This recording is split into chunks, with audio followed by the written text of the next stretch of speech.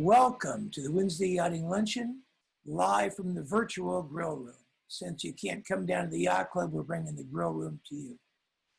Our speaker today in our online version of Wednesday Yachting Luncheon could not be more timely. Rear Admiral Bonnie Potter, as you'll see, began sailing as a youngster in San Francisco, having sailed on Lake Merritt as a 5-year-old, and later serving a residency at Oak Knoll Naval Hospital in Oakland. And ultimately, as she traded in a 2-year naval scholarship for 2 years of service, she inadvertently followed her father, who was a captain and a naval doctor himself. She ran into her first cut of glass ceiling in 1975 when she discovered that she could not become the commanding naval officer, medical officer on a Navy ship, because in those days, women were not allowed to have that position. Undaunted, she continued her naval career as a medical officer, and in 1989, when transferred to Bethesda, served on the medical ship, Navy ship Comfort, which was then deployed to the Middle East, where she served in Desert Shield and then Desert Storm. She got to know the medical ship, and during that time very well. In that time, they served more than 8,000, outpatients, and she'll talk more about that at the time. That would be quite a timely early experience with the Comfort then. Later on, as she continued her naval career, she transferred to Bethesda, Maryland, where she and her husband sailed, got their own Catalina 25, had fun sailing recreationally. He even sailed it down to her next assignment on Norfolk, Virginia. He sailed down to Chesapeake to Norfolk, Virginia. And then in 2001, she deployed again. This time she deployed the Comfort to serve for the survivors of 9/11. And so she sent the ship to New York Harbor, where she, helped out with the survivors there. She's now retired and lives in Auburn, Northern California, where she and her husband are raising alpacas. They're far from the water, but not our thoughts. And so, Bonnie Potter, welcome to the Wednesday Yachting Lunch. Well, thank you, Ron, very much. And I really appreciate the invitation from the St. Francis Yacht Club, who I understand is partnering with the San Francisco Navy League. And so thank you, Angus Blackwood, as the council president for the San Francisco Navy League. I can't believe that it's been almost 30 years since I served aboard the USNS Comfort. We deployed to the Persian Gulf during Operations Desert Shield and Storm. And so I do know a lot about the capabilities of the ship. And so I'm going to talk about the capabilities of not just the Comfort, but her sister ship, the Mercy, how they've been used, and focus on some of my personal experiences on the Comfort. So Ron, if you could bring up the slides. Tell us a little bit about the Navy League as we just get going here. The Navy League of the United States is a nonprofit organization. It's not a veterans organization. It's a civilian organization that advocates for and educates about the sea services. And the sea services include the Navy, the Marine Corps, the U.S. Coast Guard, and U.S. Flag Merchant Marines. And the Navy League was founded in 1902 with the help of President Teddy Roosevelt. We basically have 3 missions. The first being to enhance the morale of our sea services through various programs that are sponsored by councils and national. We also support their family members. And so that's a very important part of our mission. The next thing is to educate the public and our Congress on the importance of our sea services, not just to our national defense, but also to our economy. If you think about all the goods that are transported across the seas, keeping the sea lanes open and safe is very important. And then the third mission is to support youth programs such as the U.S. Naval Sea Cadet Corps, and also Navy and Marine Corps Junior ROTC and Young Marines that expose people to the value of our sea services. And there are about 220 councils around the world. We have a council here in Placer County. Again, we're not exactly next to a naval base, but we do support a ship in Japan and a clinic at the Fallon Naval Air Station. We support several youth programs in the California Maritime Academy. Wonderful. Thanks for that background on the Navy League. Okay, the U.S. Navy ship Comfort. Tell us a little bit about the Comfort and the Mercy. Thank you. Okay, so just make sure that I can control the slides here. So like I say, it's been 30 years since I deployed on the Comfort, and I want to talk a little bit about the Comfort and the Mercy. They are the two hospital ships that the Navy currently owns. Both are converted super tankers. They were gutted and converted into a hospital, and it's basically a 1,000-bed hospital. You can see the dimensions of the ships on this slide: 890 feet long, 894 feet long. That's a pretty long ship. Max speed is about 17.5 knots, and they're powered by 2 boilers and a steam turbine. And so at this size, they're basically the second largest ship in the Navy's inventory, second only to an aircraft carrier. And I'm trying to advance, there we go, whoops. Okay, so there's a picture of the USNS Mercy. The hull number is TAH-19, and you can see just how big she is. Her identical twin sister is the USNS Comfort TAH-20. And this gives you an idea of the size sitting next to an aircraft carrier. Now, what is the mission of the hospital ships? And I know you're hearing a lot about the hospital ships in the news, but the reason the ships were built is to provide mobile acute medical and surgical care in that are deployed in support of our forces in wartime. When our forces are deployed in wartime, we always provide medical care. And so that's how the hospital ships were originally designed, to be adapted to support forces in war. They also, however, their secondary mission is to provide hospital services to support disaster relief and humanitarian operations worldwide, and I'll be talking a bit about this. What's unusual about this ship compared to a regular Navy ship is that in between deployments, they're maintained in a reduced operating status. There's one on each coast. The Mercy is based out of San Diego. The Comfort is currently based out of Norfolk, used to be based out of Baltimore, and they have a mid crew when they're in reduced operating status, or ROS, basically responsible for ship security and upkeep of the major plant equipment and maintenance of the hospital equipment and supplies. And the ships are designed that when activated for a mission, the ships are designed to be fully staffed with personnel that are pulled from land-based military treatment facilities and loaded with perishables and ready to go within 5 days. Yeah, let me see if I can get the slide to advance here.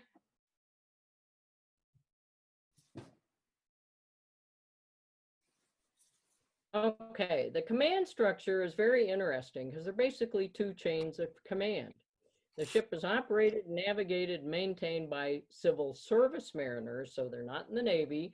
They're civil service mariners, and they work for the U.S. Navy's Military Sea Lift Command, and the ship is commanded by a civilian master. The medical treatment facility, however, is operated by uniformed Navy medical personnel, and the commanding officer is a Navy captain physician. You can see the crew size there in reduced operating status, ROS. There are 16 civilian mariners and about 58 Navy medical and support staff. There again to maintain the equipment, do the preventive maintenance and the like. But when the ship is activated for full operational status, the full operating staff, civilian service mariners, is around 60, and full operating staff to staff all 1,000 beds in the hospital ship is 1,214. Now you can get a sense that it's not an old rusty, oil-ridden ship.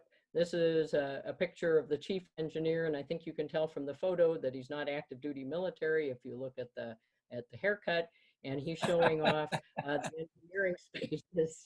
Yeah, a very modern plant, and so very, very interesting. Now, the ship, this shows what's on the hospital ship. The ship is 1,000 hospital beds, which include 500 acute care beds, and within those 500, there are 80 intensive care unit beds, 20 recovery room beds to support the 12 operating rooms, and then there's 500 limited care beds. There are 50 casualty receiving or emergency room beds. And then you can see the other services, the capabilities such as radiology and CT scan and hemodialysis, and the ability to do dental work and make eyeglasses and the like. Physical therapy, there's 5,000 units of blood on the ship, a pharmacy, and another unique feature that's been particularly useful during disaster relief operations is the ship can produce oxygen and water. It can produce 300,000 gallons of water a day and store 600,000 gallons. And then there's a flight deck capable of receiving any size helicopter. And this is just a picture that shows an MH-60 helicopter landing on board the flight deck. Now, what's interesting too about being on a ship with so few civilian mariners is that because it's a ship, things can happen. And so, for example, if there was a problem, you had to do damage control operations or firefighting operations, the medical treatment facility personnel have to be trained to do that because we have so few civilian mariners on board. And also because there's a flight deck, when patients arrive on the flight deck, they're met by litter teams, which are Navy hospital corpsmen, and then they're transferred forward, as you see on the flight deck there. That's basically the control tower of the flight deck, and underneath the control tower you see two sets of double doors. The patients are taken, and if necessary, they go through a decontamination station, and then they are taken directly into the elevator lobby where they can descend to the main deck either by elevator or by going down ramps to casualty receiving. And the next slide gives you a flow diagram from the flight deck. You can see in the aft end of the ship, they go through the double doors, they go down to casualty receiving. They're triaged and stabilized in casualty receiving. If needed, they go through X-ray. There's the blood bank. On the same level, there's the operating complex if a patient needs surgery. And then towards the aft end of the ship are the recovery rooms and the 80-bed intensive care unit. The ward beds, intermediate and light and limited care, are down below decks. And so you can see the flow is actually very logical, very well thought out. Okay, so this is a photo that shows casualty receiving, which looks pretty much like you would see in any emergency room around the country. There are monitors, there's gurneys, there's oxygen. That happens on the lower right slide to be the president of Guyana visiting a patient in 2007. The radiology suite, you can see on the upper left, is a CT scanner, and down on the right side is an angiography suite in radiology department. There are 12 operating rooms on the ship, and they look very much like any operating room in any hospital around the country. The biggest difference is because this is a ship and you're on the water, everything has to be tied down so that nothing rolls away from you when you're working on patients. You have to remember it's a ship. And then this just is a picture that the intensive care unit area. You can see there are not individual rooms. The gurneys are pretty close together. But if you look in the upper part of the picture, you see monitors, there's oxygen, there's suction, there's pretty much anything that you see in an intensive care unit in any hospital around the country. If you look at, there's a very big difference between the ward beds on the hospital ship and the ward beds in the hospital. On land-based hospital, because if you look particularly at the bottom right photo, you'll see that there are bunk beds on the ward. On the bottom right photo, the beds are folded up to make more room for the patients down below. But if you need all the beds, then the upper beds are folded And you can see even in the upper left, a little portion of the upper bed above the woman's head. So we do have bunk beds down in our limited care area and on some of the intermediate wards. Sick hall looks pretty much like an office setting. You have exam tables. They're separated by curtains, not necessarily by individual rooms. Again, space is a premium.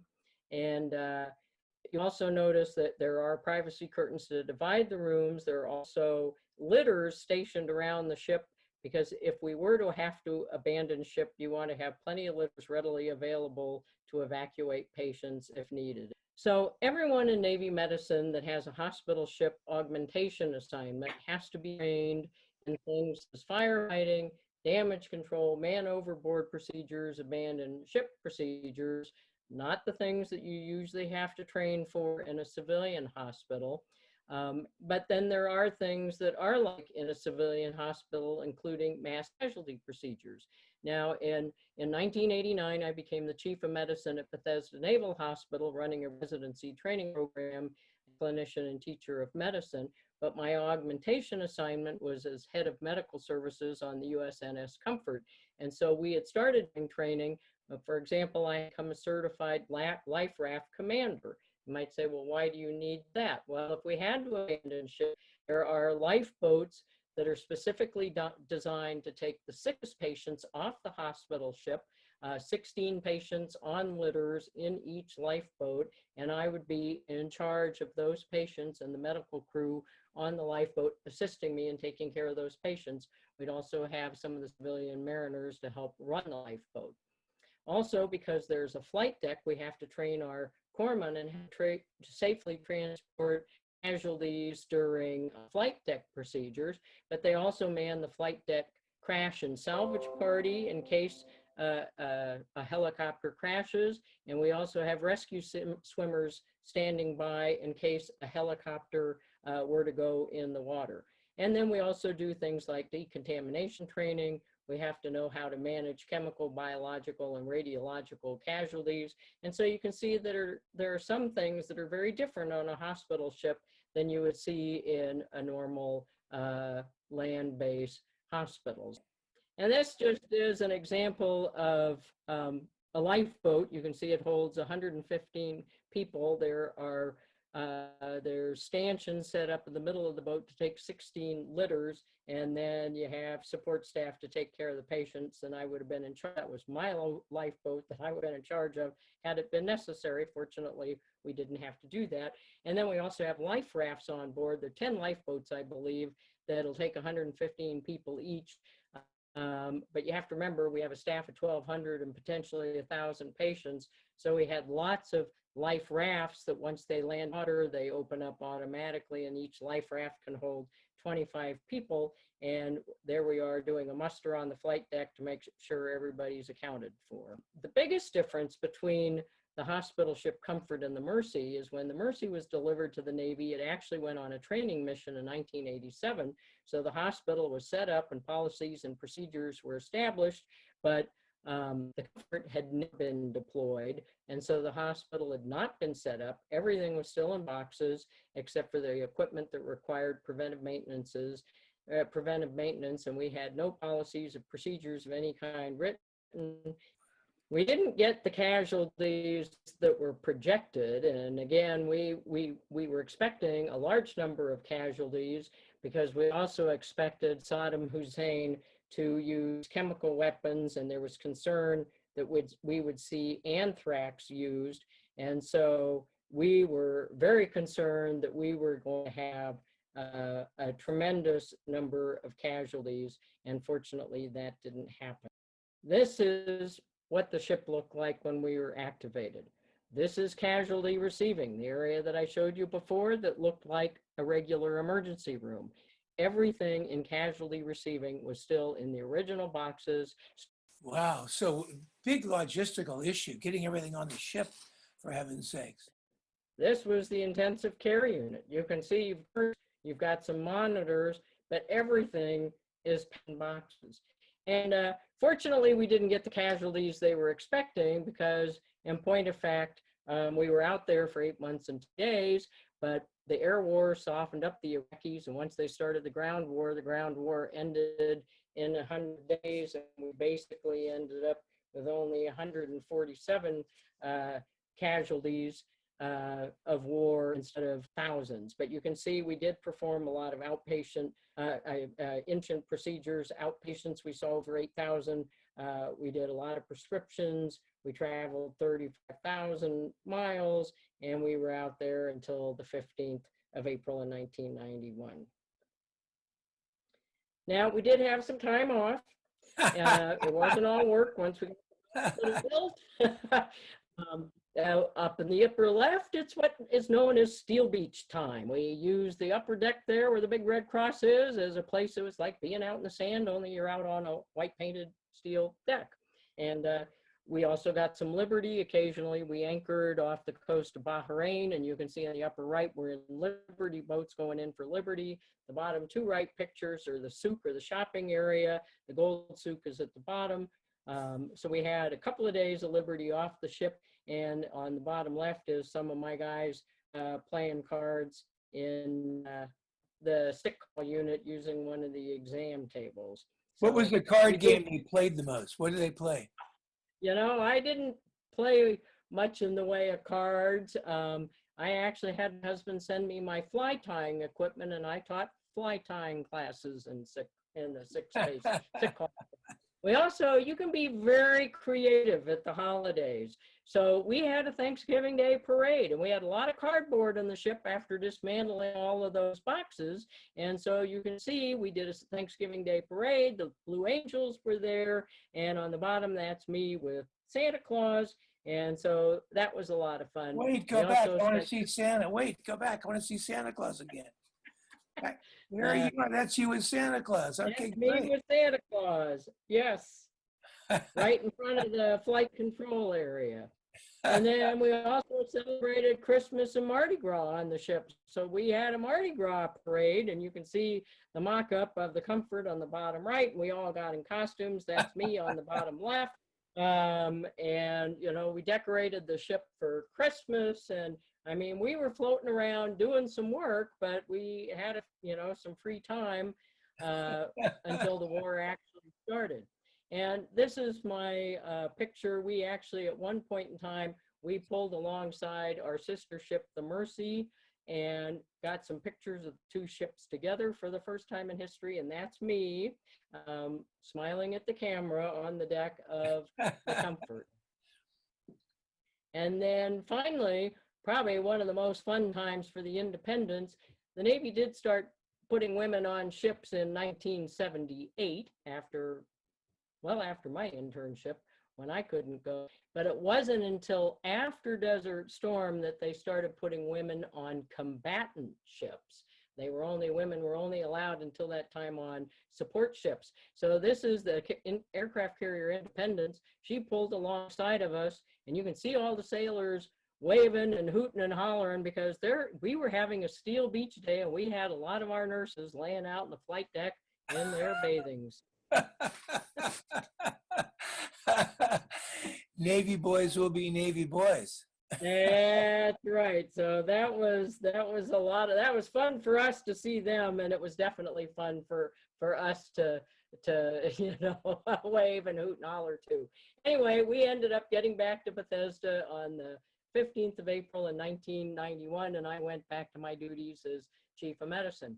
Now, my next experience with the Comfort was in 1994, and I was the Deputy Commander at the Portsmouth Naval Hospital, and we were asked to provide some staff for Operation Sea Signal, which was a military humanitarian operation in the Caribbean in response to an influx of Cuban and Haitian migrants that were seeking asylum in the United States. And the Coast Guard and the Navy ended up rescuing the refugees at sea. They had to figure out where to take them. So the hospital ship was stood up with only a 50-bed inpatient capability in one operating room. It was mostly to process the migrants, and you can see the population got up to 1,100 of them.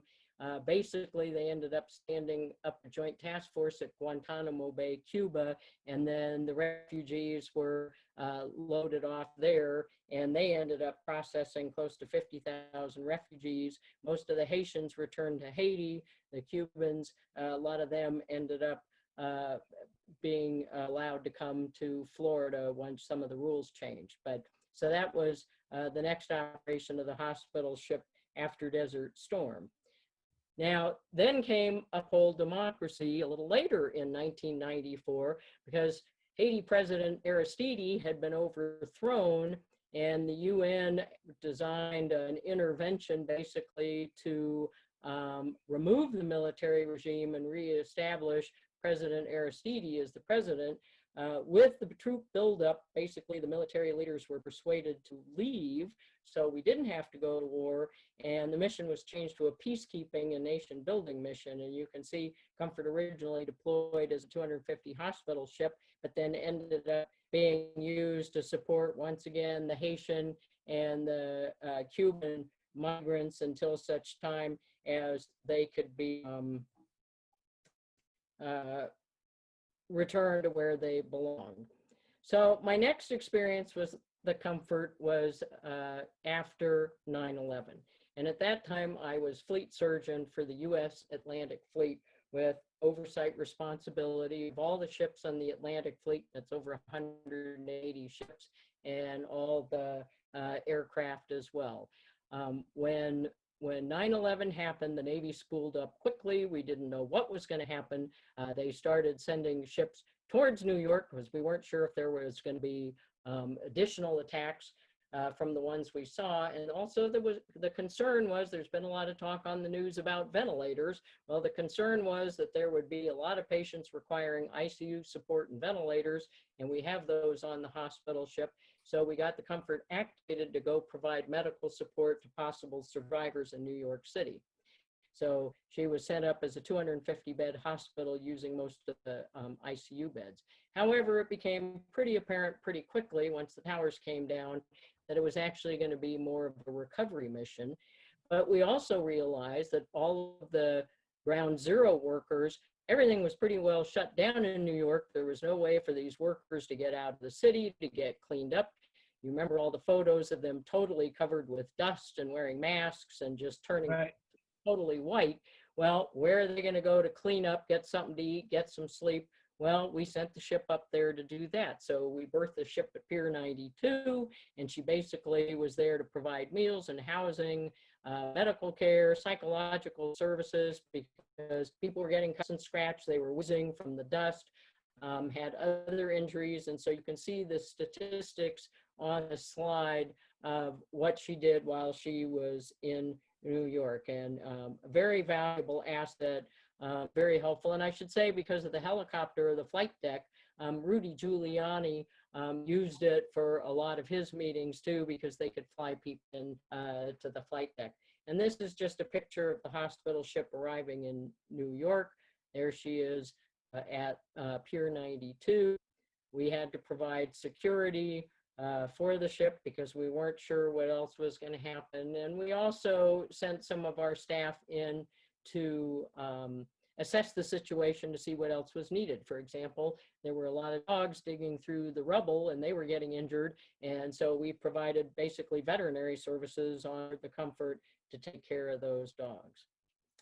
So then my last support to the Comfort, or association with the Comfort, was at the beginning of Iraqi freedom. I retired in January of 2003, and we activated the ship when we were ready to respond to 9/11. That's when Operation Iraqi Freedom started in January of 2003, and we basically set her up as a hospital to support military going to war, basically, in Iraqi freedom. And she spent 56 days out there as an afloat trauma center, took care of nearly 700 people, that included not just our own military personnel, but also injured Iraqi civilians, and even whoever needed it basically could get the care that they needed. And you can see the statistics there from Iraqi freedom. So have since retired, but I've kept an eye on the ship and I've had friends on the ship. We found out in 2004 how the ship could really be helpful in responding to a disaster. If you remember, in 2004, 150,000 people were killed in a tsunami that happened after an earthquake.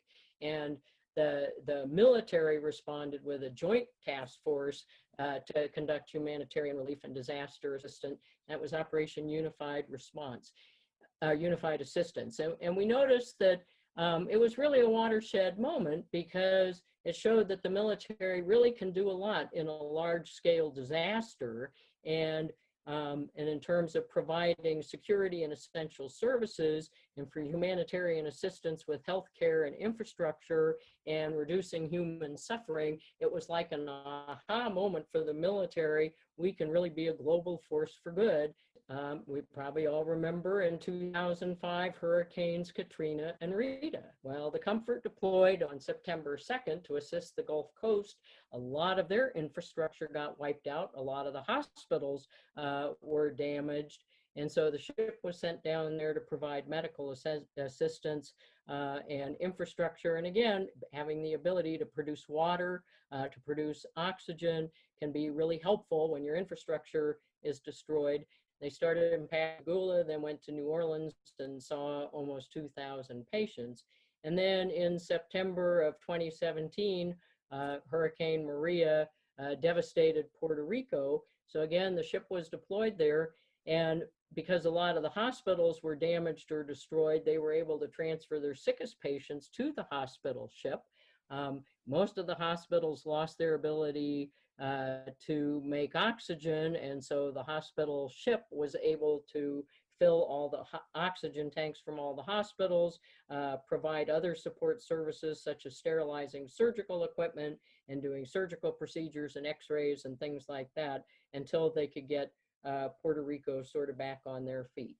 Now, as I said, we learned that humanitarian assistance and disaster response is really a very important mission for the military, but to be able to do those kinds of things, and especially if you're looking at multinational and multi-government organizations working together, you have to train the way you're going to do it. So starting in 2006, they started doing an exercise known as Pacific Partnership to provide humanitarian assistance while they're doing training to be able to do that. And they utilize medical personnel, not just from the Navy staffing the hospital ships, but all branches of the military, including active duty and reserve, and the armed forces of other countries that we work with, and several non-government organizations. So the goal is really to train for and exercise multinational crisis response capabilities while providing real world help. This is just a picture that shows RIMPAC when it happened in 2014. Now, RIMPAC, tell us what RIMPAC stands for. What's the acronym represent? It's Rim of the Pacific. So it's out in the Pacific, and this is a multinational exercise with naval personnel, ships and personnel from 23 countries. And back on the right there, that's the hospital ship Mercy. And next to her is actually a hospital ship from the People's Republic of China. So the whole idea is to train for and exercise multinational capabilities. And this is an exercise that takes place every couple of years, training multinational navies to be able to work together and communicate and do everything together. Wow, there's so much peacetime activity. It's quite impressive. Right. Yeah. Well, we've learned that it's really important to exercise the capabilities to train real world. But if you're going to have the hospital ship out there, you need to be also doing something for good, humanitarian assistance.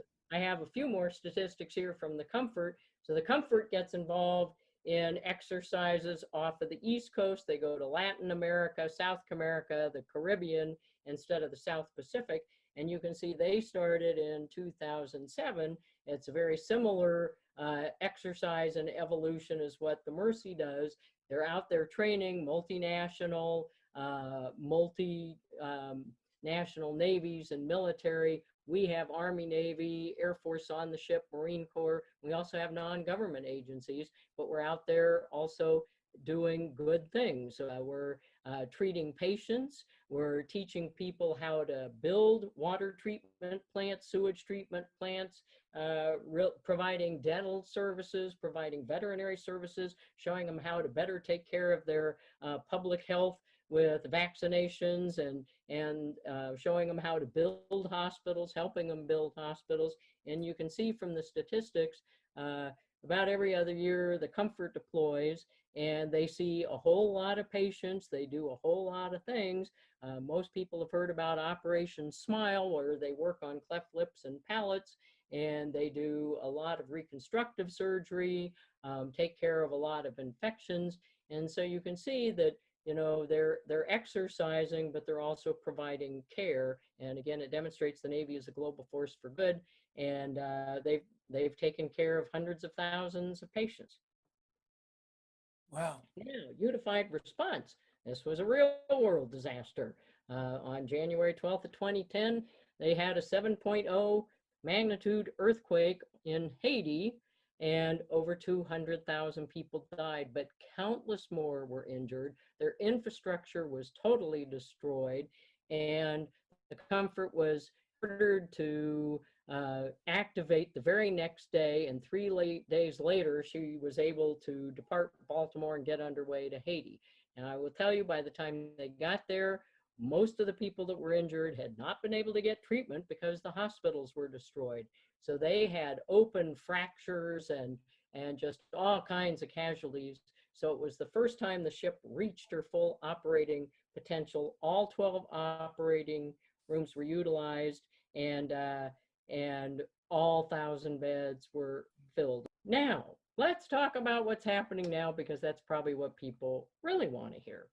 Now, the mission was established to treat patients other than those with COVID-19, the idea being to free up the land-based hospitals to deal with COVID-19. Now, in this picture here on the bottom left, that's the Mercy tied up at the cruise terminal, and the boat that you see in front of there is a small boat. It's the U.S. Coast Guard providing security with a maritime safety and security team. Anyway, we all know in California that we've kept the number of cases down fairly low, and so the hospitals in Los Angeles have not been overwhelmed. Furthermore, because people are sheltering in place, we're not having as many automobile accidents and assaults and things like that. And so the hospital ship really has not been all that busy. Now, I will say that on the 2nd of April, while the Mercy was docked, I don't know if you read about this, but a Pacific Harbor Line freight train was deliberately derailed by its onboard engineer, who was attempting to crash the train into the ship.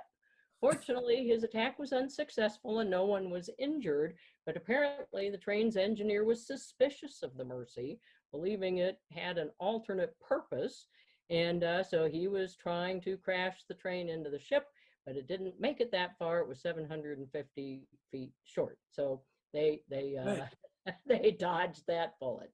Good. Now, the latest thing to happen on the Mercy is, as of this morning, it was reported that 7 crew members today tested positive for COVID-19. Now, I told you the mission is to treat non-COVID-19. Right. I'm not surprised that they have some COVID-19 patients on the ship, because we've learned that the incubation period can be up to 14 days, and you can also shed the coronavirus before you become symptomatic. So even though they're testing people and it's supposedly non-COVID patients coming on the ship, they could be incubating the virus. They could possibly even be shedding the virus. And they've had some patients that tested negative before they came on board that tested positive a short while later. Anyway, the people that have tested positive, they have all been isolated off of the ship, and everyone believed to have been in close contact with them have also been put in quarantine off the ship, and so far the rest of them are testing negative. Now, I will say I wasn't surprised about this, because the ships really aren't configured to treat infectious diseases. Yes, they're used for humanitarian assistance and disaster relief, but they're not really set up for infectious diseases. They don't have negative pressure rooms. I've shown you pictures that show that the ICU is an open bay area. The wards even have bunk beds and are open bay areas. And yes, they are using infection control procedures in the patient care areas, but it's very difficult to maintain social distancing on a ship. And I haven't really talked about the berthing spaces, but officers on the hospital ship, when it's fully manned, are in compartments that hold as many as 8 people, and the enlisted are in compartments that hold as many as 100 people. Bathroom and shower spaces are shared spaces. The dining facility, shared spaces. And you obviously can't wear a mask and protective gear 24 hours a day. So I figured that it was only a matter of time before somebody was brought on the ship, presumably COVID negative, would suddenly turn positive, and then it would spread. As of this morning, the Mercy apparently is treating about 20 non-coronavirus patients, and they do have one in their ICU. So the Comfort has actually taken a little different tack than the Mercy. They basically reconfigured the ship because, as I said before, they're really not designed to treat patients with infectious diseases. So what they've done is to isolate crew members and patients by dividing the ship into a green zone and a red zone. In the red zone are the patients with the doctors and the nurses and the corpsmen that are interacting with them. Once the medical staff members are done with their ships, they're actually leaving the ship instead of going to the berthing areas, and they're taken off the ship to a hotel. And so they're taking care of themselves that way. The green zone is all the ancillary spaces that are not involved with patient care, and those crew members are not allowed to go back and forth between the red zone and the green zone. And also the other thing they've had to do is reconfigure the ship, because you can't have 1,000 beds with all the gurneys right next to each other to keep the proper infection control and distancing. They've had to cut the ship's capabilities to 500 beds because the COVID patients require greater treatment area and more space. And currently they have about 70 patients on board, 34 people in the intensive care. I should say that the Javits Center isn't taking care of intensive care patients. The sickest patients are going to the Comfort instead. Altogether, they've treated about 120 people.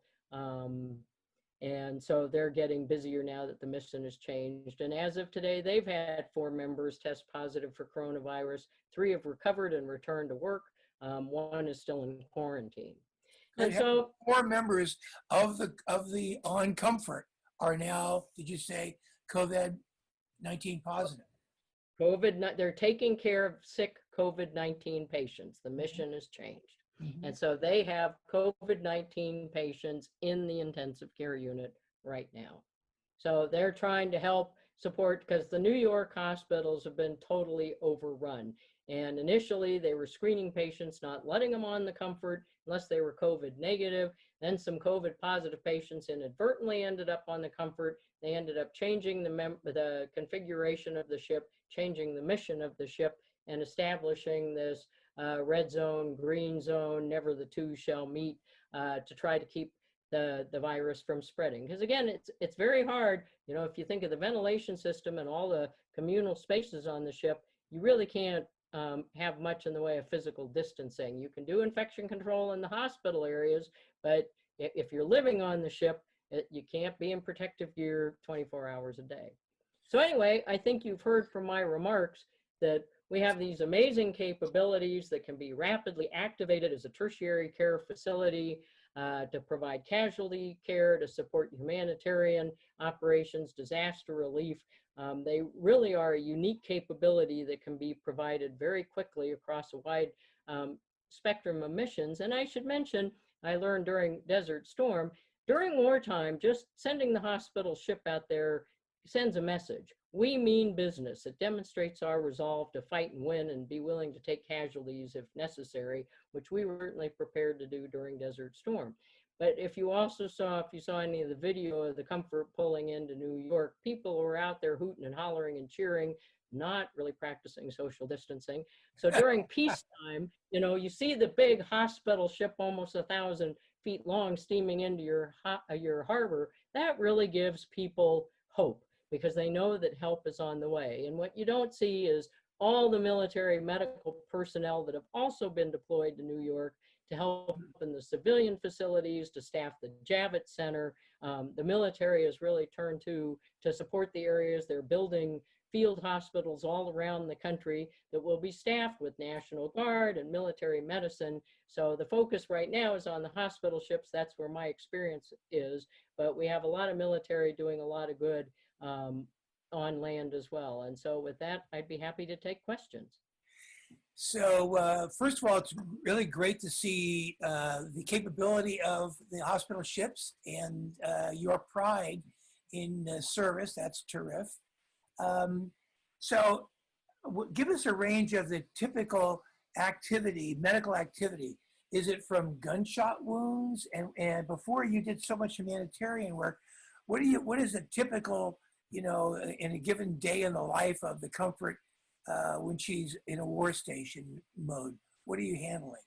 Burns? Well, it depends on the level of activity of the war. For example, during the Persian Gulf, when we were in the troop buildup phase, we didn't see casualties of war. What we saw was casualties of training and getting ready, and people were breaking ankles, and everybody was trying to get their positions set up and trained, and we're moving gear. I mean, when you think about, we moved, I think, something like 500,000 troops to the Persian Gulf, and tanks and Humvees and guns and all kinds of things. So there were a lot of accidents. There were motor vehicle accidents. We had a number of people that died from non-combat accidents, non-combat trauma. And so that we saw a lot of those on the ship. Now, I should also mention there were 2 mass casualties on the hospital ship. The first one was the Iwo Jima, which was an amphibious ship.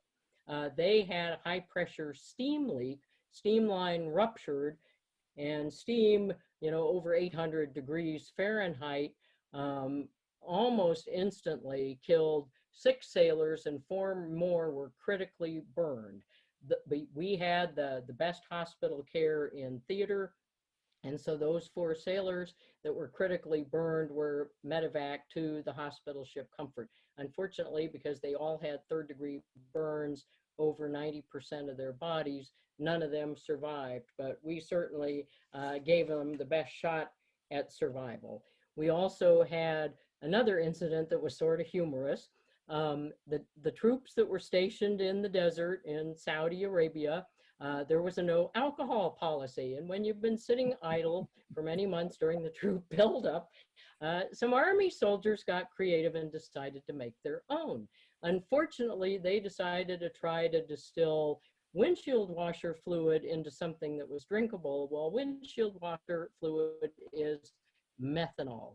Methanol is highly toxic, makes you go blind, destroys your kidneys, and kills you. So they had a couple of dozen soldiers that got into this stuff, but they had a number that were basically critically wounded and or critically ill, and they medevac those to the Comfort. They arrived on board, and we were able to treat them. I think we had 10 casualties. Some of them required hemodialysis. Some of them were intubated and put on ventilators. They all required some sort of critical care, but we were basically able to return 9 of the 10 of them back to full duty, and 1 of them was medevac back to Germany for follow-on care.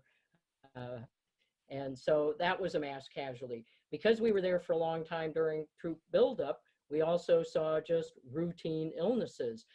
We diagnosed some brain tumors. We diagnosed some lung cancer. We saw a variety of illnesses and injury during the troop buildup. And then, we expected chemical casualties. We trained for that. Unfortunately, that didn't happen. We expected anthrax might be used.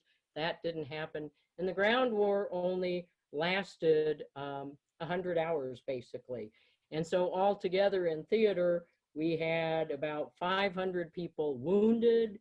We had 147 that were killed in action, another 235 that had non-hostile deaths, mostly motor vehicle accidents and things like that. during the troop buildup. And so we didn't get a lot of the quote unquote combat casualties.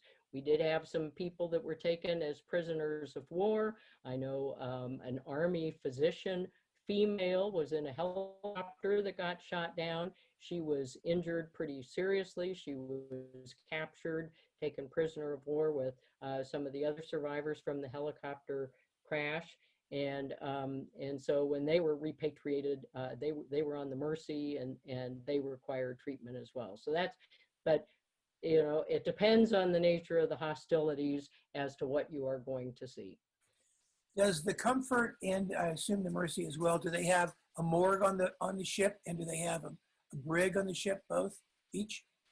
We had a morgue on the ship. We did not have a brig. Most regular Navy ships have a brig. If we were to have someone, we did have security teams. As a hospital ship, we're only allowed to have small weapons because under Geneva Convention rules, if we want to be protected, we can't be a combatant ship. We are a non-combatant ship, so you can have small arms security for your vessel. I should probably point out that that didn't stop the Iraqis from launching a Scud missile right at us. And so we also had mines floating in the Persian Gulf. And as the ship with no defenses, the whole time we were steaming in the Persian Gulf, we had a mine sweep in front of us, giving us protection. That's what I was going to ask next. What about the complement of supporting ships around you and to protect you? First of all, what is small arms? You mean less than a 50 cal? You didn't have a 50 cal on board. Did you have, you know? We had security. We basically had security with sidearms. Rifle? We did have some rifles in the armory. You know, we basically have just small arms, nothing major, because we are a non-combatant ship. So we had a number of ships around us, and unfortunately we don't have battleships in service anymore, but we had both the USS Wisconsin and the USS Missouri out there in the Persian Gulf. And if you think back and if you look it up, you'll remember the battleships were, you know, lobbing their big shells on shore. You know, they fire shells the size of a Volkswagen, and I've got a number of pictures, and we saw a number of sailors from the Wisconsin and the Missouri that came on board. But we had destroyers, we had submarines, we had aircraft carriers. I mean, and like I say, we had mine sweeps, and it was a multinational operation. We had a Canadian mine sweep in front of us a large part of the time. And I will also say during Desert Storm, we actually had an Australian medical team serving on board the Comfort, and the Mercy had a Canadian medical team. So we were supporting each other. It was very much a coalition, multinational operation. And there were a number of other hospital ships out there besides American hospital ships. Now, I want to talk a little bit about you breaking the glass ceiling in the military with, as a first female. Where are you in the pioneering hierarchy of first female flag officer in medicine, etc.? Tell me about that.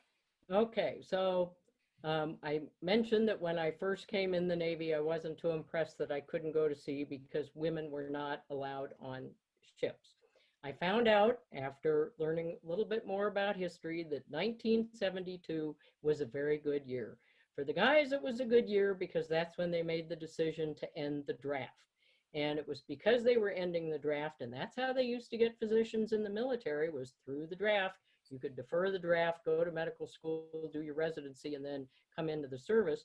Well, when they ended the draft, that's when they started the Health Professions Scholarship Program, and they started recruiting people in medical school. They recruited me. And that program still exists. So for anyone that might be listening to this, if you have kids or grandkids that are thinking about medical school, you can still apply for and receive a military scholarship through the Army, Navy, or Air Force, and they will pay your books, your tuition, and a monthly stipend, and in return, you owe 4 years of service for a full 4-year scholarship. So it's a great way to end up out of medical school with no debt. So that's how I ended up in the Navy, and they started recruiting women, even though they weren't sure what they were going to do with them with the no women on ships policy. But 1972 was a good year for women. because most people have totally forgotten, but the Equal Rights Amendment passed in 1972. And even though it was never ratified, it did get the nation and the Navy looking at policies and how they affected women. And we had a very progressive Chief of Naval Operations, Admiral Zumwalt, and he formed a group to look at all the laws, the rules, the regs, the policies, everything, because he knew that there was discrimination against women. Women couldn't be in command, women couldn't become an admiral, women couldn't serve on ships. In those days, you couldn't go to the Naval Academy or West Point or the Air Force Academy. You couldn't be in ROTC. I mean, a lot of doors were closed to women. And they started opening with the passage of the Equal Rights Amendment, and it was Admiral Zumwalt that said, we are going to start promoting women, we're going to start treating them the same, and eventually we're going to put them on ships. So in 1972, he spot promoted the director of nursing services, who was a captain, to become the very first admiral in the Navy. Very first female admiral. Female admiral in the Navy. That was Arlene Dirk, and she was our first Navy female admiral. Several years later, Fran McKee became the first female line officer to become an admiral. Well, there weren't very many women physicians when I came into the Navy. Most of the women were nurses, quite frankly. And there was very much a ceiling on how many women were allowed. It was 1.5% of the force. Well, since then, they've opened ships to women, they've opened submarines to women, more women are graduating from medical school. Medical school classes are about 50% women now, so more women are on a Navy scholarship. And so I was very fortunate to become the first. You mean Navy med school or just regular med schools? Any med school. Most med schools now are about 50% women. Okay. When I went to med school, you were the first. So in 1996, actually, and I got promoted in 97, but in 1996, I became the first female physician to be selected for admiral or general, for that matter, because the Army and the Air Force hadn't promoted a physician to flag rank either, so I became the first. Several more women were promoted after me. I became the first female physician to get my second star, and that happened in 1999. And I was actually the first female in a variety of assignments. And if I have time for one quick snippet, since we're in California, I don't know how many people are aware of the Mountain Warfare Training Center that the Marine Corps has up in Bridgeport, California. Well, I was the very first female to enter that base for training, because that was a Marine Corps training ground. Women didn't go into infantry, Marine Corps stuff.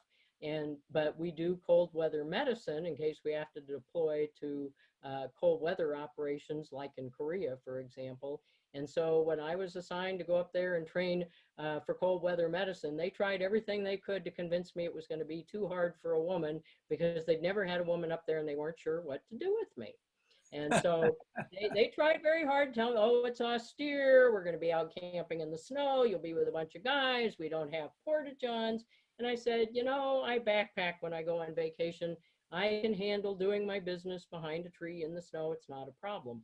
So it was a rude awakening for them more than it was for me when I showed up at Great. So I had the chance to do it. You know, I was the first female chief of medicine at Bethesda. I was the first female deputy commander at Portsmouth. I mean, most of my assignments, because I happened to come in at the beginning of when things were opening up for women, I was in many, many assignments where I was the first woman to be in one of those assignments, just because of the timing. So now the trade-off originally was they pay for the second half of your med school and you put in 2 years of service. Seems to me that you put in a few more than 2. Well, I did. When I finished medical school, I only owed 2 years. I said I did my internship. at Oak Knoll Naval Hospital in Oakland, California. I did my internship and residency when I couldn't go to sea. I finished my training, ended up spending 4 years as an intern and a resident at Oak Knoll. None of that training time counted against my obligation, so I still owed 2 years after that. I planned to do my 2 years and get out, but I discovered I really liked Navy medicine. I liked not having to ask patients how much health care they could afford. We could do what was required to take care of them. All of the patients were either active duty and their family members or retired military and their family members, very deserving, very compliant, really an outstanding healthcare system and outstanding patients I was privileged to take care of. So 2 years turned into 4 years, and then I was recruited to Portsmouth and did 4 more years. And, you know, now you're 12 years, you're thinking about, do I stay or leave? I mean, just one thing led to another, and next thing you know, I was in 18 years, and then it was 20 years, and next thing you know, it was 30 years. I did a complete career. Tell me a fun tale of this 30 years of basically being a female pioneer in the Navy Medical Corps. Tell me a funny story. Well, again, you know, there were some people that were skeptical of seeing a woman. It takes time to change the culture. And one example was a patient at the Portsmouth Naval Hospital when I was the assistant chief of medicine there. The chief of medicine and I used to do the physicals on the senior officers. And one day, one of the senior officers, he was an admiral, came in to have his physical, and the chief of medicine was on leave because his father was terribly ill. And so I was asked to step in and do the physical. Well, this admiral really didn't want me doing his physical because a complete physical also requires checking the prostate gland. An rectal exam wasn't something this particular admiral was interested in having a woman do. And so he was balking, and he didn't want to tell me what the problem was. He just said, I can't have you do my exam. And I can be a little stubborn. And I said, well, I can't get someone else to do it for you unless I know what the problem is. My secretary was having a heart attack while this conversation was going on. And I wanted to hear him say it. And so eventually he said, because you're a woman. And I said, okay, no problem. I can get a guy to do it. Now that you've told me what the problem is, I'll solve the problem. So I found one of my other senior docs to do the exam. Well, word got back to the Sinclair Fleet surgeon at the time that this admiral didn't want me seeing him. Well, Sinclair Fleet surgeon was an OB/GYN doc. And as a male physician seeing lots of women for their pelvic exams, he thought that was pretty obnoxious of this flag officer. And he told me later, he really chewed him out for, he says, your wife sees a man, why can't you see a woman? So,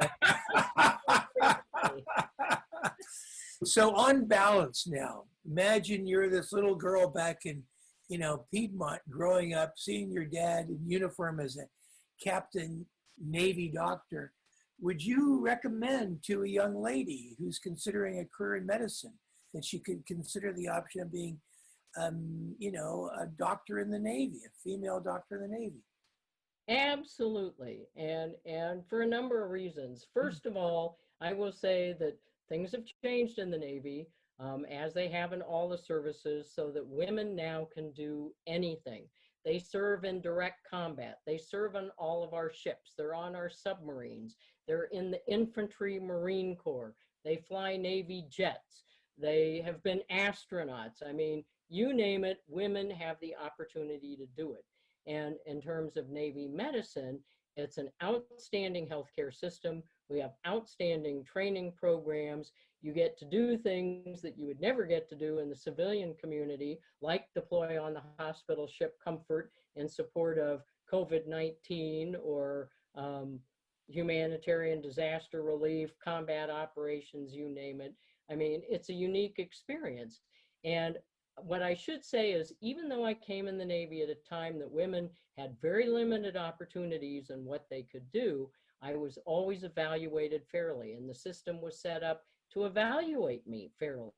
I got paid the same as my male counterparts. I had equal opportunities for promotion once they worked out some of the bugs of where you could be assigned. And I always felt like my evaluations were fair, and the selection boards that reviewed me for promotion were fair. And as an example, serving on a Navy ship or serving with the Marines is very important for promotion. But when my record would come before a selection board, there was always someone at the promotion board to remind them by law I couldn't be on a Navy ship, so they couldn't hold it against me. So I think the military has even gone further in many ways than the civilian community in achieving fairness in evaluation, in pay. They take a very hard line against sexual harassment, sexual discrimination. So it's an outstanding place for women to serve, not just in Navy medicine or military medicine, but across the services altogether. Great. Well, Bonnie Potter, Rear Admiral Bonnie Potter, two-star Rear Admiral Bonnie Potter. It has been a great pleasure to interview you and to listen to you talk about the, U.S. Naval hospital ship Comfort and Mercy. And it's wonderful to see the pride of your service, and you reflect very well on our Navy. So my dad was a Navy man, as you well know, and his ship, the USS Vincent was sunk in Guadalcanal, and he was a survivor. And if I was to tell him that years after he passed away that I could talk to the first Navy female who achieved the rank of Rear Admiral, he'd be proud too. He loved the Navy. He completely loved the Navy. And that's one of the reasons why I became a sailor at a young age and spent my entire life on water. So we're very pleased at the Wednesday Yachting Luncheon to have you as our guest. And with that, our luncheon meeting is adjourned. Thank you.